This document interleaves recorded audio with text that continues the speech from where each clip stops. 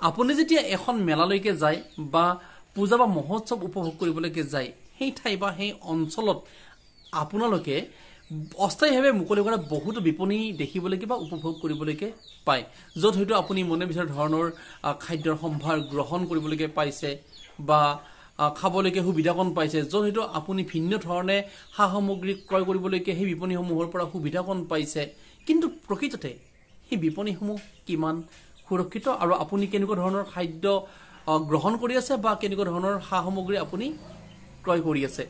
এইবোৰ গুৰুত্ব দিবলগীয়া কথা আৰু আজি যদি আপোনালোকক সম্পূৰ্ণ ভিডিঅ'টো মই দেখুৱাবলৈকে যাওঁ যে প্ৰকৃততে এই ছাগলীজনীয়ে কি কৰি আছে চাওক যিসমূহ বিপণীত প্ৰকৃততে ধাবা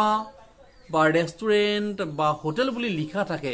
সেই ধাবা ৰেষ্টুৰেণ্ট হোটেলসমূহ প্ৰকৃততে কিমান সুৰক্ষিত প্ৰকৃততে আপুনি ভিডিঅ'টো এবাৰ ভালকৈ চাওক যে এই ছাগলীজনীয়ে কি কৰি আছে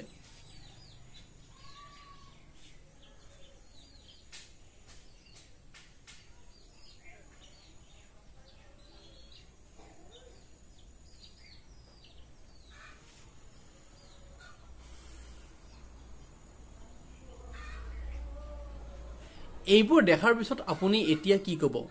প্ৰকৃততে এই বিপণীখন অস্থায়ীভাৱে এখন মেলাত দিয়া এখন বিপণী হয় য'ত ৰেষ্টুৰেণ্ট বুলি সন্মুখত লিখা আছিল আৰু তাত এজনী ছাগলীয়ে এই ধৰণে সাফাই অভিযান কৰি আছিল ৰুটি খাই আছে আৰু আমি সেইবোৰকে গ্ৰহণ কৰি আছো মেলা চাবলৈকে গৈ বা মেলা উপভোগ কৰিবলৈকে গৈ প্ৰকৃততে কিমান গ্ৰহণযোগ্য আজি এজন দোকানীয়ে এই কামটো কৰিছে কাইলৈকে অন্য এজনে কৰিব নেদেখাকৈ পৰহিলৈকে অন্য এজনে কৰিব তাৰ মানে আমি মেলালৈকে গৈ কেনেকুৱা ধৰণৰ খাদ্য প্ৰকৃততে ক্ৰয় কৰোঁ বা কেনেকুৱা ধৰণৰ খাদ্য খাওঁ সেই দৃশ্যটোহে আপোনালোকক দেখুৱাবলৈকে মই এই ভিডিঅ'টো বনাইছো গতিকে আমি খাদ্য খাবলৈকে যাওঁতে সদায় সাৱধান হোৱাটো উচিত আৰু এবাৰ ভালকৈ ভাবি লোৱাটো উচিত নহলে আমি এই ধৰণৰ খাদ্যবোৰ আমি খাবলৈকে লাগিব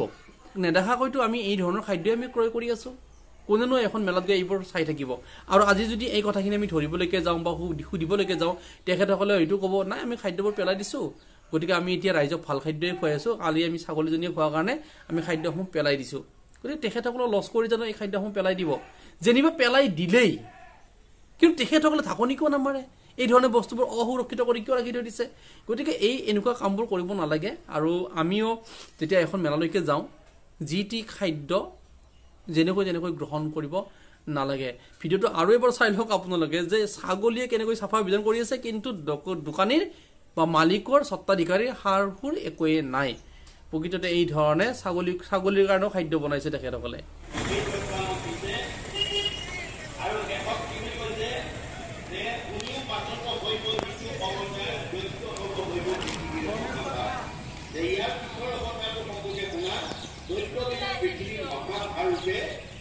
ৰুটি খাই আছে